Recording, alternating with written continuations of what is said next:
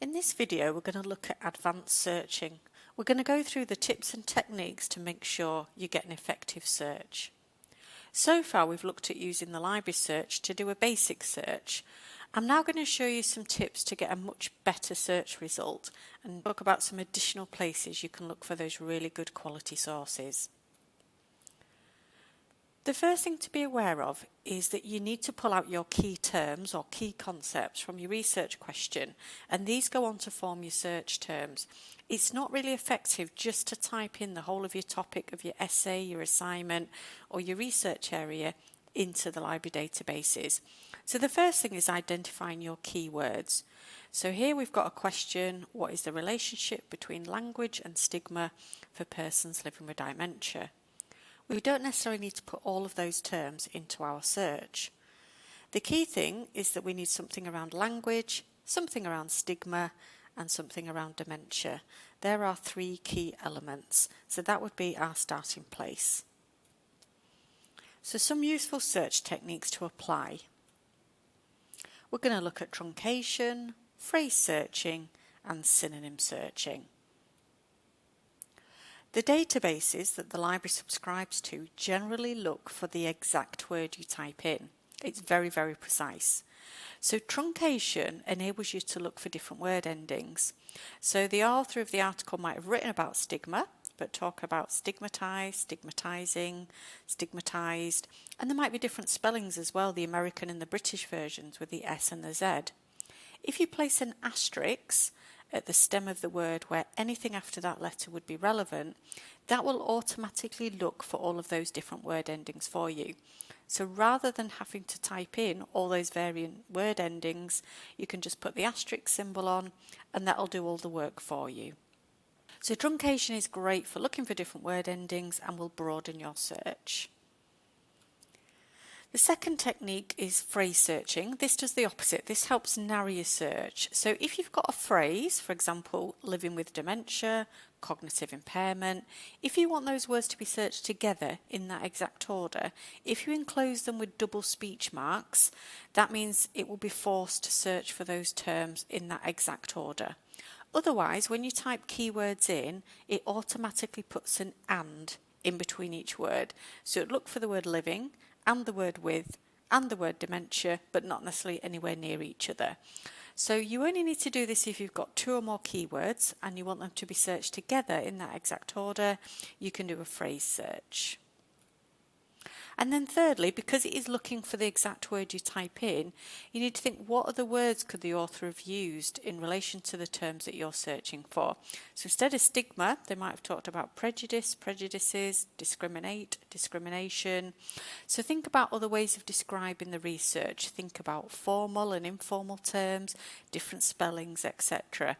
So the more synonyms you can put in, the better, and that will greatly increase your search.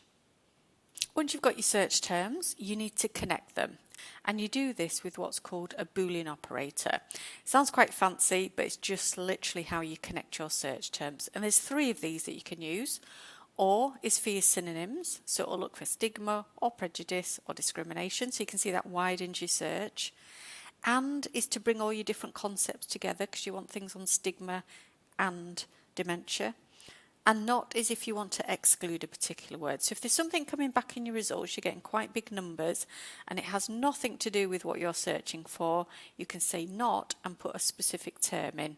We do say use that with caution because you might end up eliminating something that is relevant, but if it has nothing to do with your search, you can exclude it with a not.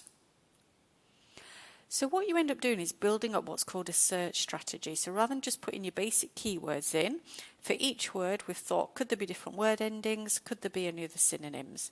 So we've got stigma, stigmatized, stigmatization, so we've truncated.